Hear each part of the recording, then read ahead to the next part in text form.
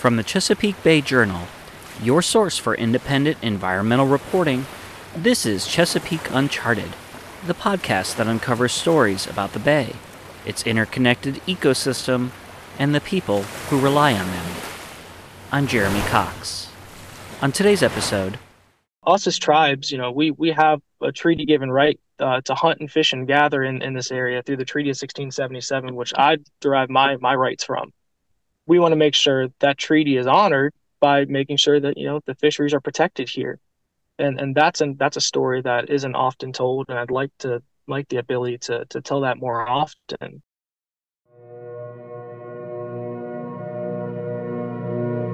House Bill 1157 in the 2024 Virginia legislative session opened a new chapter between the state and its 7 federally recognized tribes. The bill requires state agencies, including the Department of Environmental Quality, to consult with the tribes on projects with potential impacts to their cultural, environmental, and historic resources. Under the legislation, tribes can't veto projects or change deadlines, but they can give input on permits that concern them. It also gives direction on what to do when indigenous remains are found. The legislation was a bipartisan affair. It passed both chambers in the democratically controlled General Assembly, and then Governor Glenn Youngkin, a Republican, signed it into law. The measure mirrors federal requirements and adds legislative teeth to an executive order issued by then-Governor Ralph Northam in 2021. Going forward, the tribes, in the eyes of Virginia law, are going to be treated as separate sovereign nations.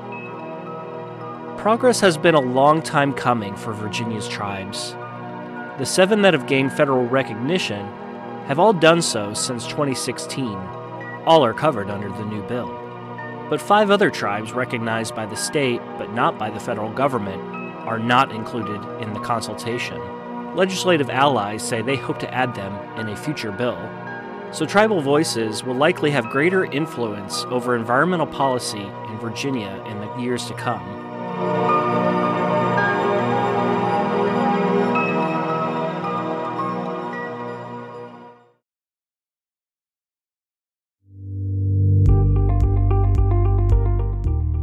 Welcome to Season 3 of Chesapeake Uncharted.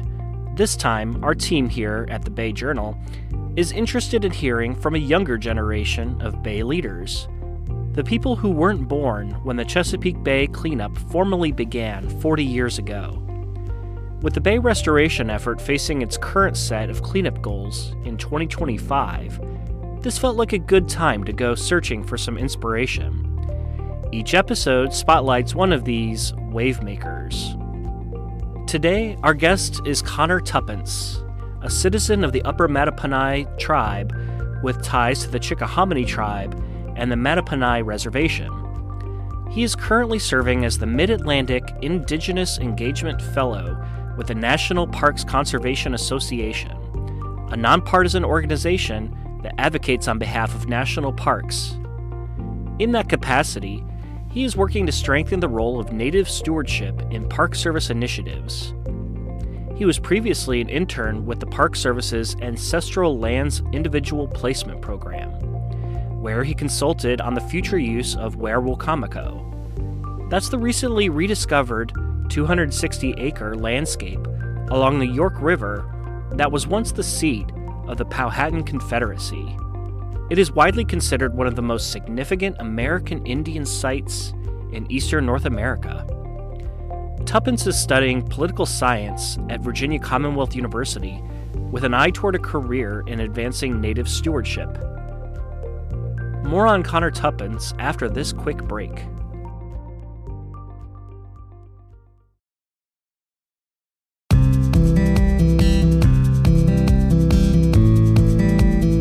Hi, this is Laura Lutz, editor at the Chesapeake Bay Journal.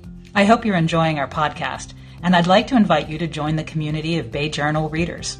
If you care about climate change, wildlife, clean air, healthy communities, and of course the Bay and its rivers, you'll find news you can use at the Bay Journal, along with some great ideas for outdoor travel. Our subscriptions are free. Check us out at bayjournal.com and click on subscribe to start receiving the best independent environmental news in the Bay region.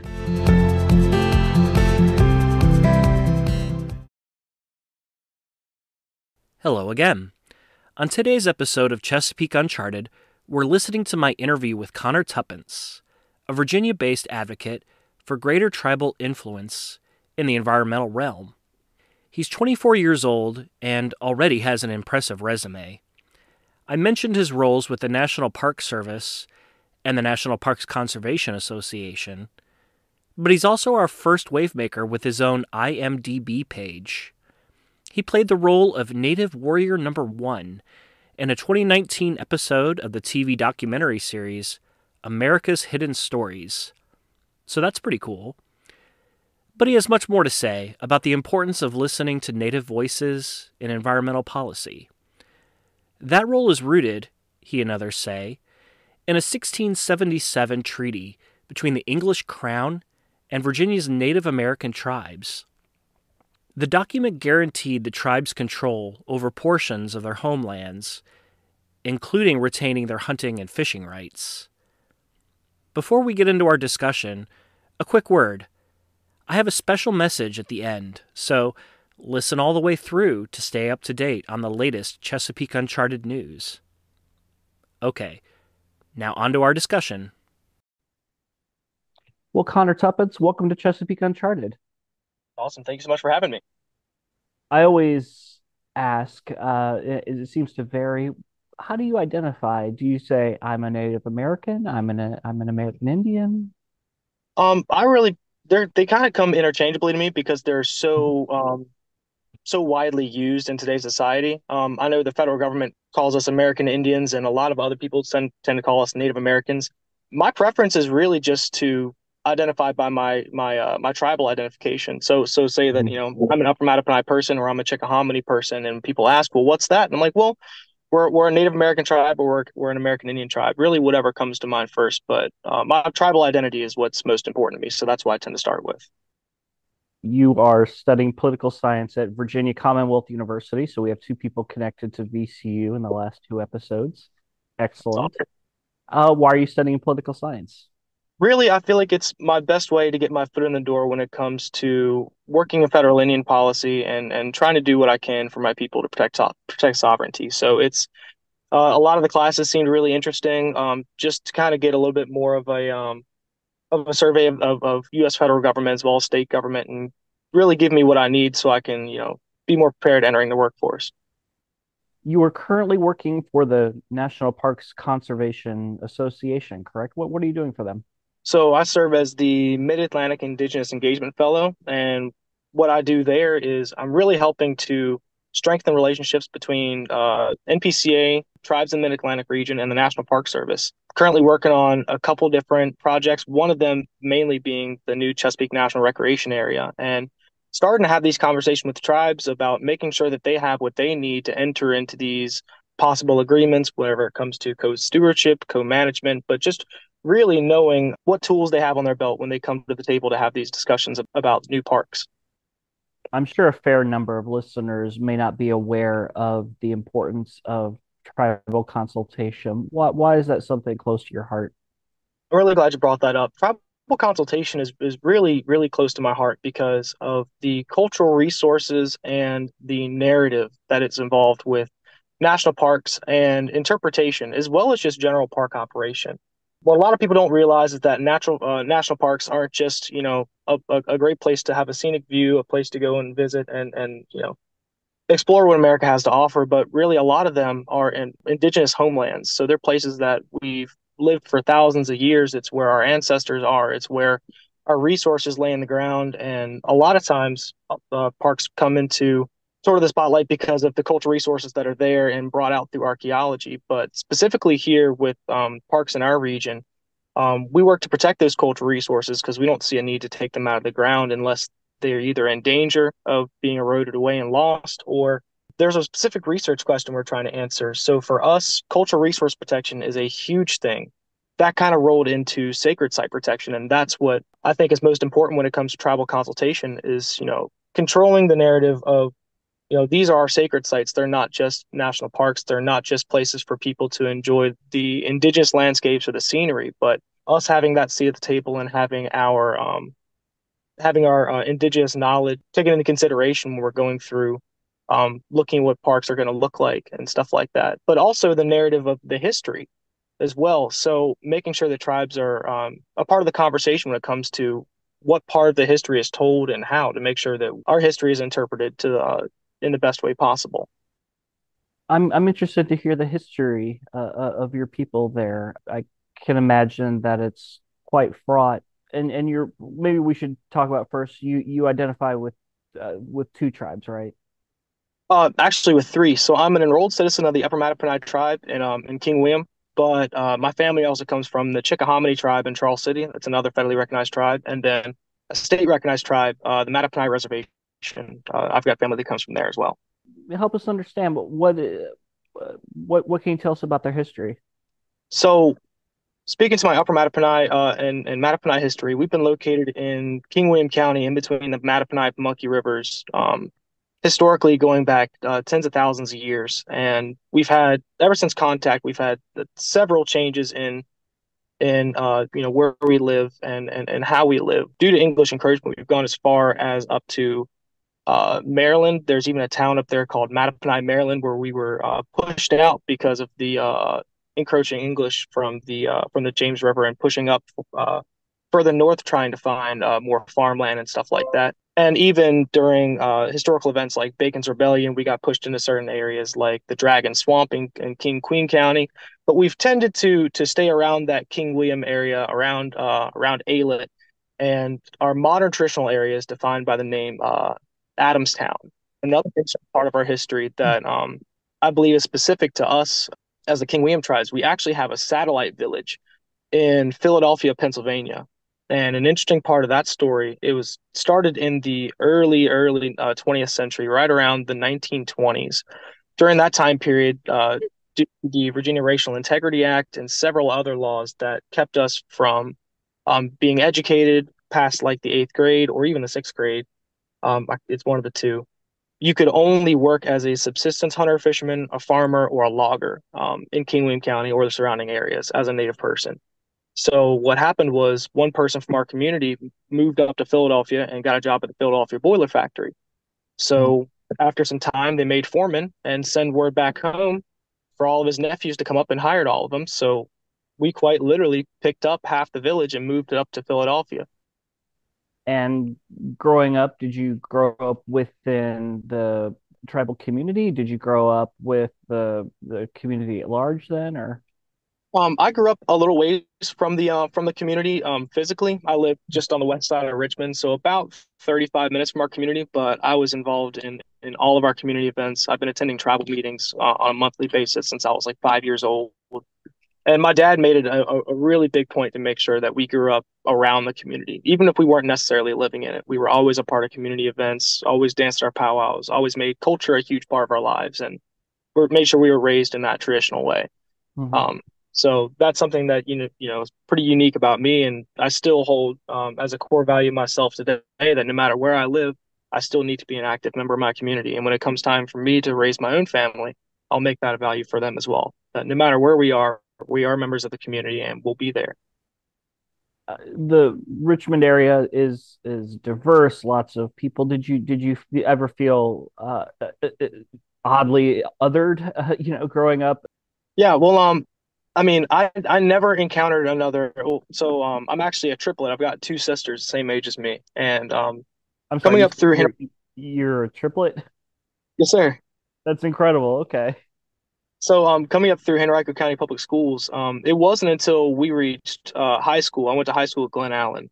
That was the first time that I had ever gone to school with another tribal person, and it was actually one of my relatives from Chickahominy. From a young age, going to two elementary schools and two middle schools, we were the only Native Americans in the entire school, and one of very few in the Henrico County school system, at least on that end of the county. And so it kind of brought along with it this sort of narrative of, well, you guys know best. So when it came to learning about Native Americans and history around the third grade, everybody in the class tend to look back at me, and I actually got the opportunity a few times to interpret my tribal history at that young of an age to several classes, because the teachers were like, who better to tell it than the people who lived it, or the people with the stories and the knowledge of what happened, and hear from their perspective. So we actually had the opportunity between me and my sisters to speak to several classes throughout elementary school and middle school regarding our history. But the curriculum was never really targeted towards our people specifically. It was just, vaguely representative of Indian tribes across the country, in three distinct cultural groups, meaning the Iroquoian, the Pueblo, and the Lakota. And I thought that was a little that there was a misrepresentation of who we are as a people. But Yeah, I was curious about that because I think that in the larger, generic culture, we do tend to kind of focus on more of the, well, it's easier to tell the story through a couple of different storylines, I suppose.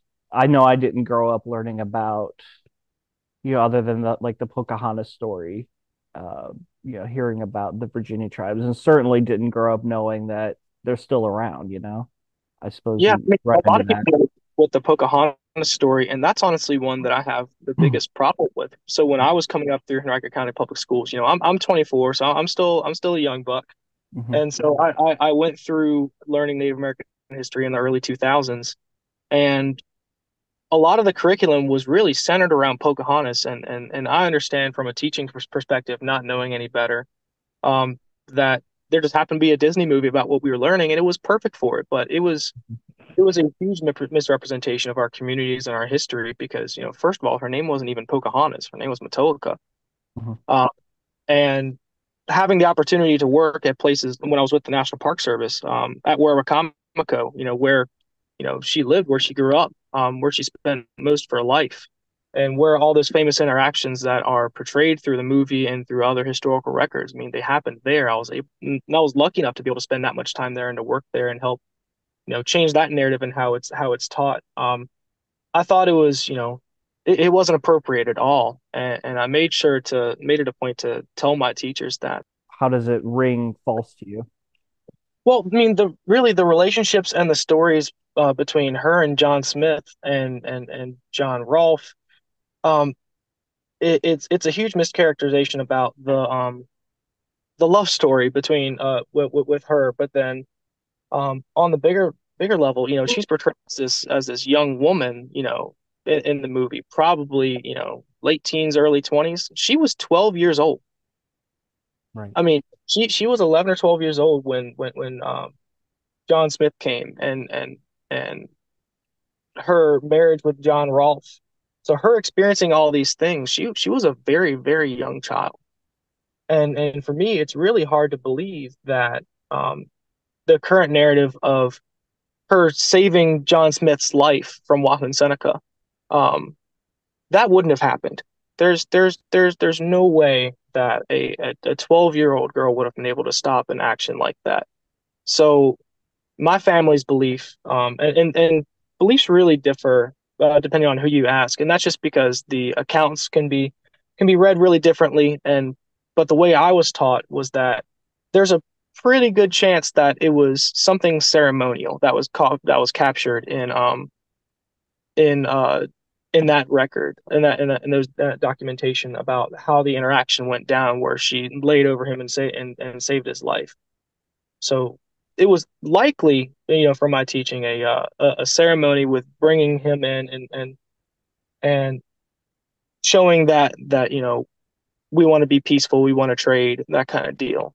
Mhm. Because Bobby Seneca was not he wasn't just a native running around the woods. We were an active government.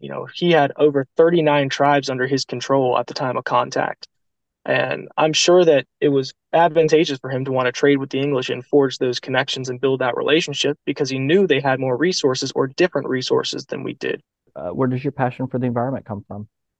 I'd like to say it really comes from my cultural teachings and my traditional upbringing, but what has really inspired me to want to do more in ways of conservation and environmental protection is, I'm a huge outdoorsman, and I was raised up that way. Not just my cultural connection to our environment and to the land, that we come from, but I'm an avid hunter and a fisherman, Mhm. have been since I was a really young child. And one of those connections that my dad made with me when I was learning how to hunt, learning how to fish, was that, we have a different connection to these types of things because, we're doing the same things that our ancestors have done for thousands of years. So when we went out striper fishing in the bay when I was a kid, I learned to respect the water, learned to respect the fish, and make sure that we're doing things sort of the right way. Make sure we're not leaving trash behind us. Make sure that we're not keeping more than we need in that way.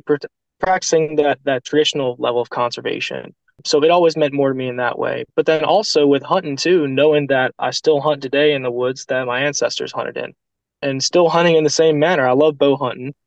So you've already got some really impressive internships under your belt. National Park Service. You've helped with, as you mentioned earlier, the interpretation of the Werowocomoco site, and help people understand what is that site. So Werowocomoco was the seat of power for the Powhatan Confederacy.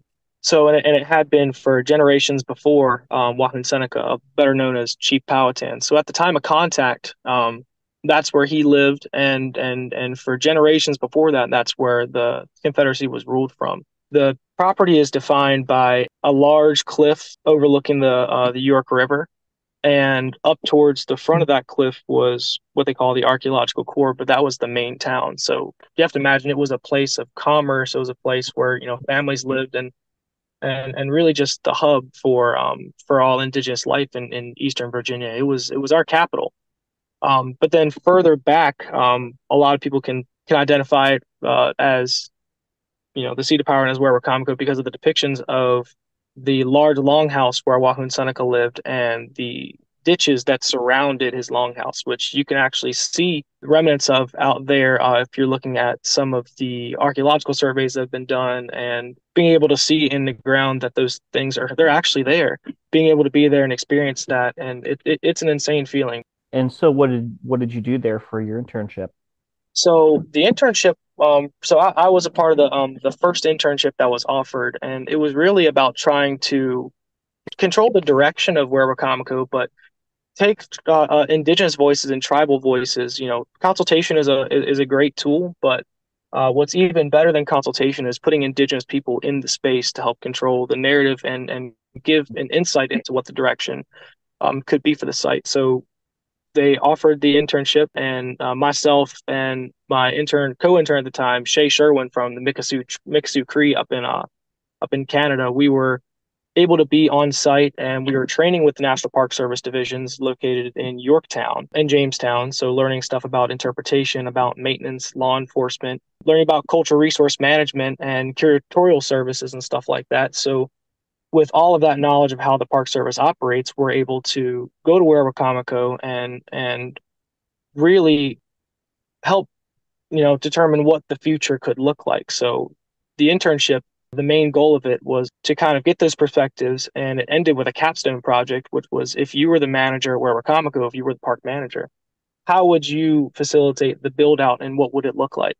I was actually able to take a lot of perspectives from the Virginia tribal community. I've grown up around several of the tribal leaders, and I've got a really good working relationship with the tribal leaders and the community. So I made sure that I was able to speak to each one of them individually, the ones I consult on Werowocomoco, and kind of get their feelings on it. And at that time, there had not been great consultation efforts, just because, I mean, they really didn't have any idea of what the direction was going to be with the park. And at that time, they were working on projects, working on proposals, but hadn't yet involved the tribes. They wanted to wait until it got to later stage to see, what their thoughts would be on, possible opening and what the site could look like.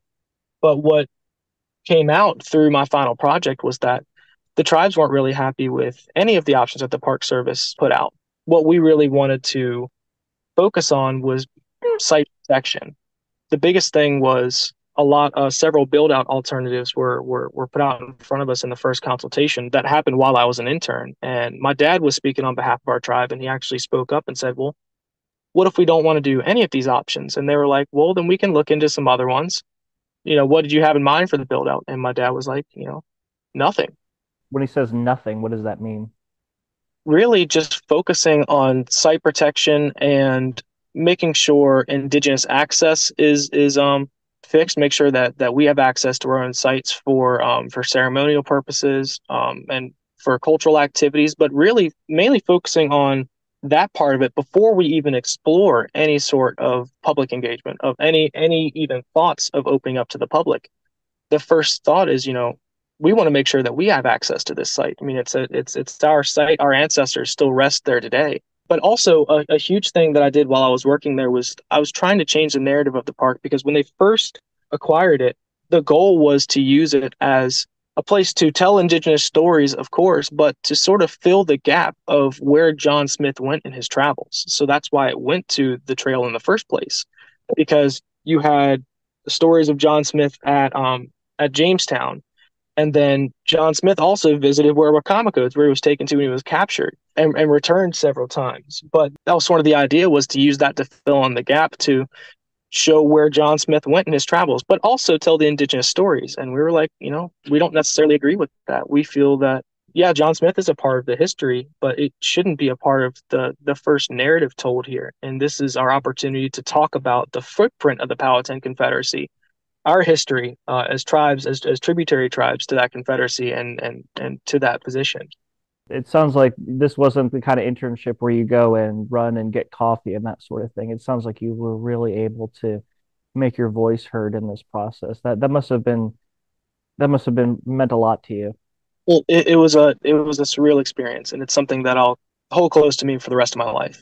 It really changed who I am as a person and what I hold close. Before that, I had never been involved in cultural resource protection. I knew about sacred sites. I knew the way that we regarded them, but it really helped me develop as a person and as a sacred site protector.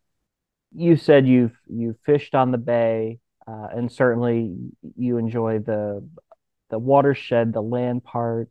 I'm sure you're aware of the ongoing cleanup of the Chesapeake Bay, and I was wondering if you have any thoughts about that.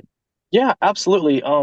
Any efforts regarding cleanup of the bay it's something that I hold close to my heart, because the bay is honestly it's where I grew up fishing the most. Of course, I had the ability to go on our namesake river, the Mattaponi River. Grew up on the James River as well, kayaking, fishing, boating, stuff like that. But where I spent most of my time was striper fishing in the bay, mostly the lower bay. But I've seen firsthand the health of the bay, decline over years, and the fisheries decline over years, and that's really where a lot of my feelings reside is with the fisheries, the stocks of the striped bass, the cobia, the red drum, speckled trout, stuff like that. It's stuff where you can really see the change over decades. And when you talk to people that have been fishing for those species for years, and people that do guide services and charter services and stuff like that, they've seen that change as well. But the biggest sort of effort that I focus on the most that I'd like to see is I'm a huge defender of the menhaden population. I Mm. would really love to see more defense of the menhaden population, because they all the different game fish here, they got to eat something. So there's been several times recently where schools of drum or striper or speckled trout or stuff like that, like mainly schools of drum, have been caught up as bycatch by the bunker boats, and to see the spills that they have, and those fish just wasted washing up on the shore, it hurts me. And any other waterman, any other outdoorsman, fisherman will tell you the same thing. It's really disheartening. Well, Connor Tuppence, this has been just an excellent conversation. Thank you so much for your time here today. Absolutely. Thank you so much for having me.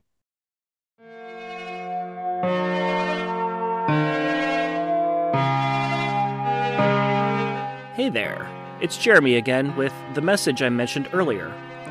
Thank you for listening this far into the episode, and thank you for listening to this, the third season of Chesapeake Uncharted. Yes, this is the last episode of the season. That's the big announcement. It's been an honor bringing you these voices of young Chesapeake Bay leaders these past few months. I hope it has been as inspiring to you as it has been for me and the rest of my colleagues at the Chesapeake Bay Journal. We're already working on Season 4 of Chesapeake Uncharted, So look for that later this year. Okay, on with the credits.